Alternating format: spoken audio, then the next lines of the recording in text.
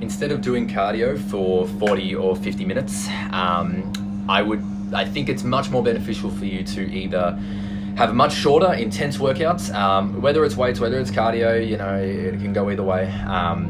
But either way, like, it needs to be more intense. You need to get that heart rate up. It'll stimulate your body. It'll stimulate so many more systems inside your body to create that fat loss effect.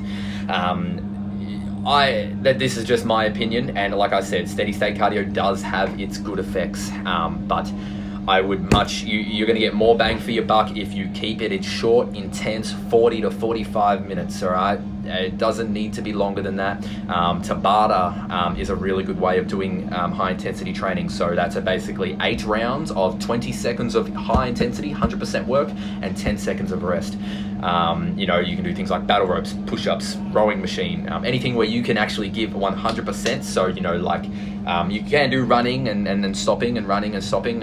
It's a little less effective, especially if you're doing it on a treadmill, because it takes time for it to go up.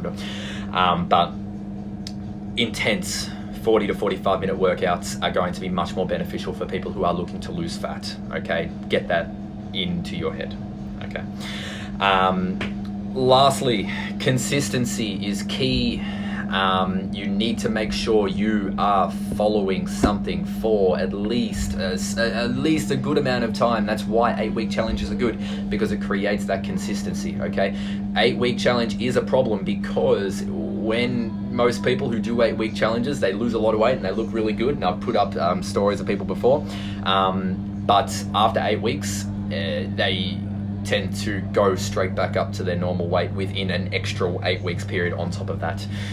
So to keep that down and to stop that from happening, there needs to, number one, be some sort of reverse diet in place. But two, if you don't restrict the foods too much during that time, then you won't have that much of an issue, to be honest.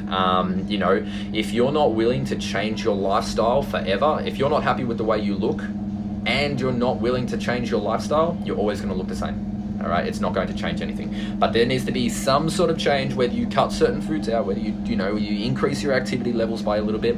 So there needs to be some sort of give for your body to actually want to change and to adapt to the new stimulus. All right,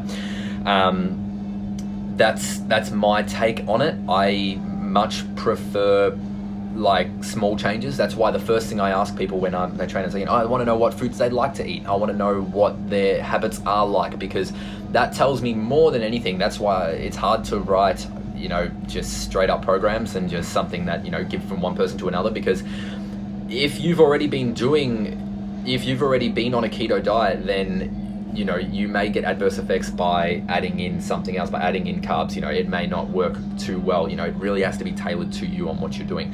But you need to track it, so you need to know exactly what you're doing, how it's affecting your training. Are you getting stronger?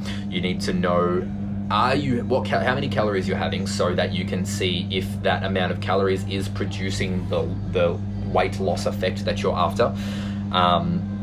You need to know these things, and if you don't know these things, you need to spend the money to hire someone that knows these things for you, because you are just going to be you're going to be making yourself feel tired, lethargic, and weak without getting the results you deserve. That's what I try and tell people. If you're already training 5 times a day, if you're training 5 times a week, and you are being conscious of your food, then you deserve results. You deserve to see the difference in what you're doing, if you're putting in the work. So if you're not seeing what you should be seeing, find someone and just ask them. You don't need to do one-on-one PT for the rest of your life, but then you need to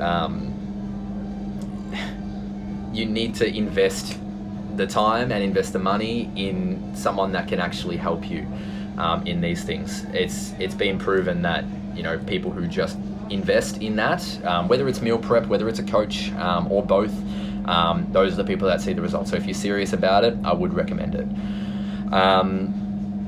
Okay, so to completely wrap everything up as quickly as possible, number one thing for fat loss: improve your gut health, improve your health. Fat loss is getting healthier. Okay, so increase your fiber content, increase your sodium, avoid any foods that provide any intestinal distress, and get your blood work done and find out if you are deficient in anything, okay? And get those remedied as quick as possible. As far as training goes, more weight training, less cardio, okay? I know it sounds counterproductive, but it's so true. You're not losing fat in the gym, you're losing fat later, okay? What you're doing inside the gym is preserving as much of the muscle mass you have trained so hard to get. You're trying to preserve it. If you do just cardio, you're gonna lose everything. You're gonna lose fat, you're gonna lose muscle, you're gonna look like shit, sorry. And just move more frequently, all right? That's one of the big things. If you haven't done anything before, then start cardio. Start 10-minute walks, 15-minute walks, 30-minute walks. Sitting is a disease. Stop sitting, all right? The more you can move throughout the day, the more fat you're gonna lose, all right? Very simple. Consistency is key. All right, so rotate your foods a little bit less frequently. Try and keep them for the same. Meal prep. Make a dinner, have it for the whole week. All right, and then see how that affects your body. And rotate your training every 4 to 6 weeks. All right, so during that 4 to 6 week period, keep your sets and reps and everything relatively the same, and focus on increasing strength. All right, so getting a little bit stronger getting strong should be one of your main priorities. All right, getting strong should be one of your main priorities, because if you're getting stronger, there's adaptations happening in the body that are going to benefit you in unbelievable ways. All right, if you haven't done it before, I really suggest you get onto a path to becoming the strongest version of yourself. And that all ties in with the consistency. You need to be consistent with that. You need to be consistent with your food, with your training, with your tracking, and being honest with yourself. Lastly, be self-aware, all right? You need to know what works well for your body. You need to know when you feel good, when you feel like shit, and you need to know why that's happening. And ask yourself the questions, why am I feeling this way? Was my digestion good today? How well did I sleep? Where was my strength at? How is my mental clarity? All those things are going to play a big role in your fat loss game, all right? I hope this helps. If you have any questions, feel free to contact me, DM me. I'm happy to help. Eat better, live better, train better, everything. Bye.